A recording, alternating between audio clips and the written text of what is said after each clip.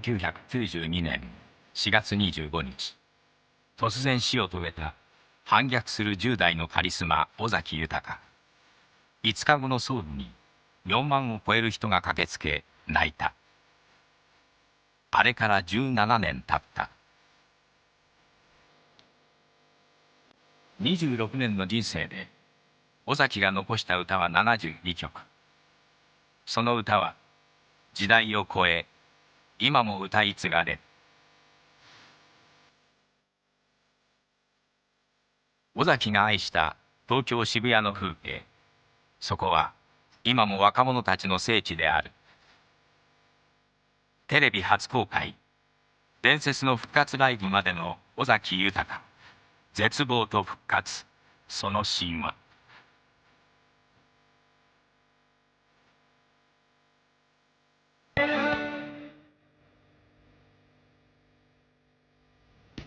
だから私は世代が違うんで、北の国からの挿入歌みたいなイメージが強いですけどね。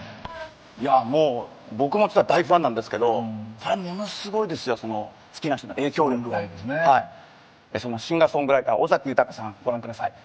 1992年4月25日肺水腫のためにですね、26歳で亡くなったんですが、とにかく10代の教祖と言われまして、もう絶大な人気ですね。もちろん亡くなった後もその人気は衰えておりません。もっと拡張したんではないかと思いますね。亡くなったその年の5月に出たアルバム「放熱への証」、これ100万枚を超えるセールスですね。フジテレビのドラマの主題歌にもなりました。今流れております「オーマイリルガール」っていうさっき流れた曲ですね。あれも100万枚を超えました。さあそして17回忌を3日後に控えた今日、テレビ初公開の映像も交えてですね、その絶望から復活への時間に迫ります。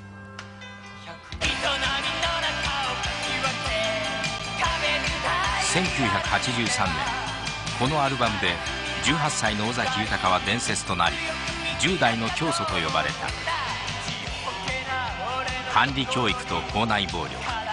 1980年代、バブル景気に向かう華やかな社会と裏腹に子供たちの心はすさんでいた。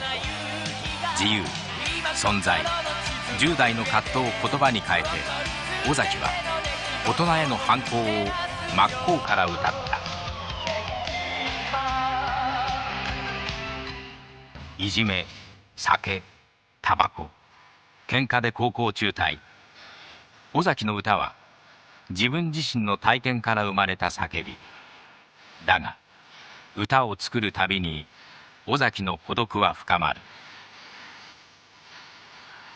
俺はどんどんと孤独になっていった。取り残されてゆくようだった。それに耐えてゆくこともその頃の僕の答えにはならなかった。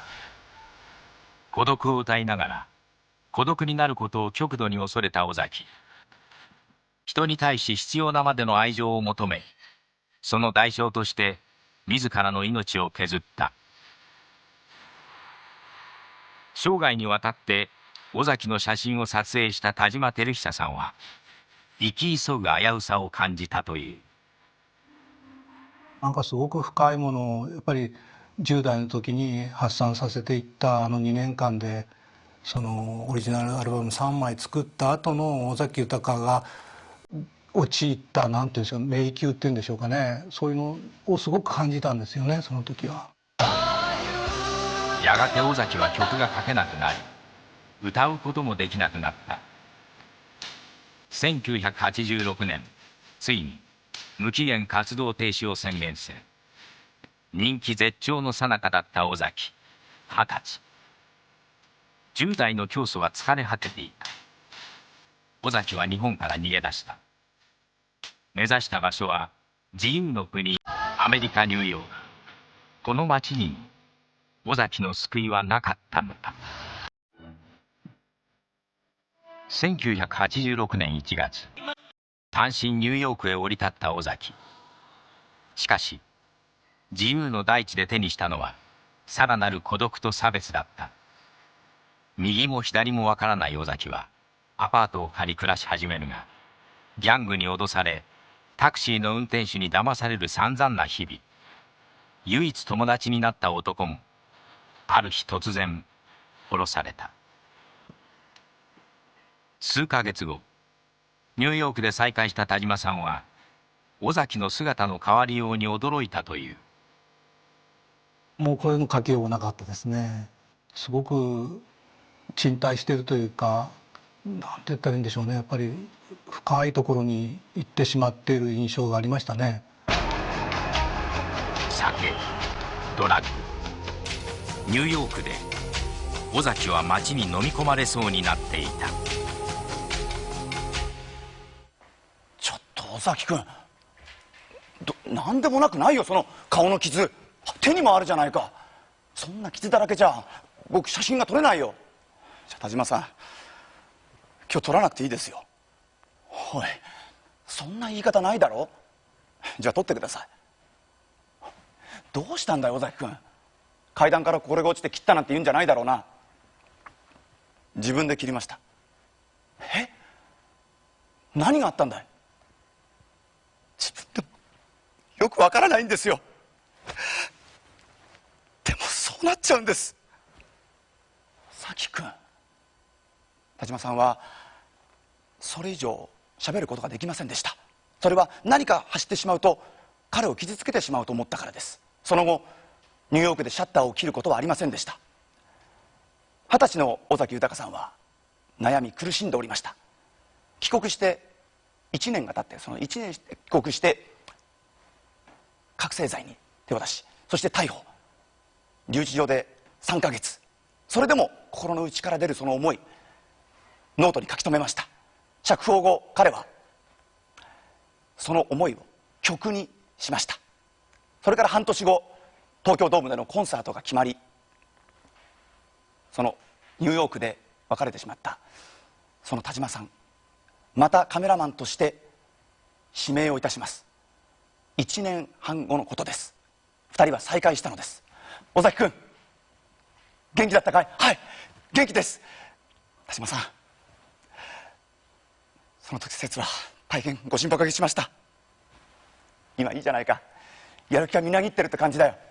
はい、コンサートも近いですし、そしてまた新しいアルバム、ジャケットをカラーにしたいと思うんです。なんでしょう、僕今までのはモノクロだったじゃないですか、3枚とも。だから今度はもう22ですし、10代とは違う、そういうイメージでいきたいと思って。いいよ。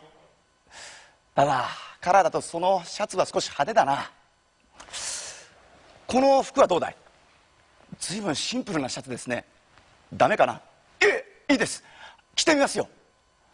その日の尾崎さんはやけに明るく素直でした。その自然な感じを田島さんは写真に収めたのです。しかし明るい尾崎さんはその日だけではありませんでした。尾崎さんはその写真ができた1ヶ月後も「田島さんありがとうございます、すごくいいですよ、とってもいいですね、気に入ってくれて嬉しいよ。いやでも今日ね、正直突然電話もらって驚いたんだよ。いや写真ができたのを見たいってマネージャーさんもつけず一人でうちの事務所へ来るなんてさ。車で来たんだろ。いえ電車で来ました。今ね山手線乗ってきたんですよ。そしたらね、尾崎豊みたいなやつに間違われました。なんだって。いやいや、僕の前に男が2人立っていてね、こっちを見て話してるんですよ。最近よくいるよな、ああいう尾崎豊みたいな格好をしたやつ。悔しいから本人だってそう言ったら鼻で笑われたんですよ。いや驚きまして、だから僕ね、尾崎豊みたいなやつと間違われたんです。それは面白いでしょ。僕も笑いましたよ。彼は本当に変わっておりました。変わっていったんです。そして尾崎さん、本当にこれからもうステージに立てるその喜びを全身で体に表現していたようです。4枚目のアルバムが街路樹発売され、1988年9月12日東京ドームコンサートの幕が開いたのです。1988年9月12日、東京ドームで行われた一夜限りの復活コンサート。会場は5万のファンであふれ返っていた。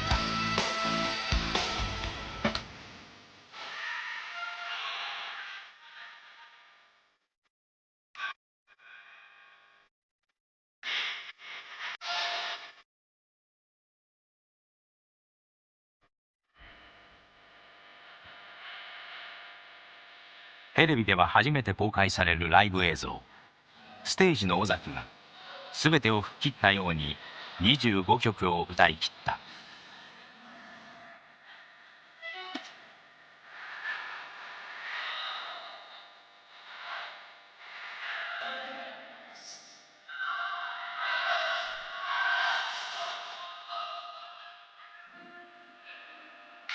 またどっかで会おうね。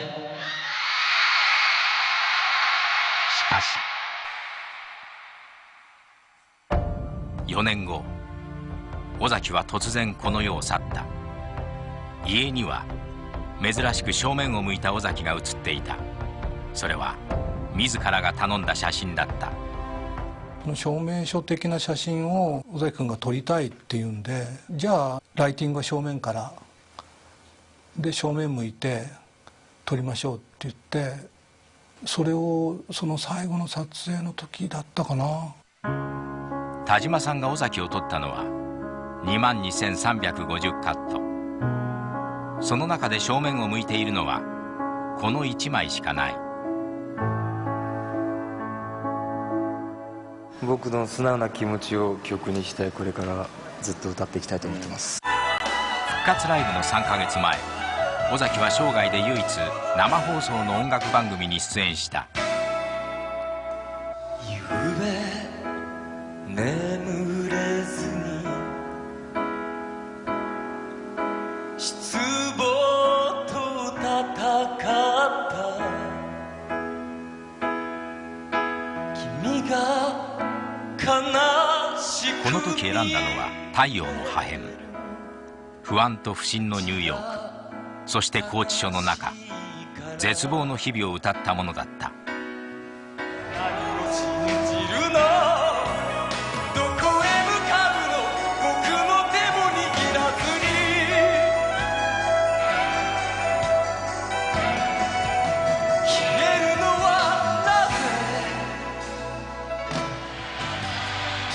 魂を削り若者の葛藤を歌った尾崎豊。その人生は1万日にも満たなかっ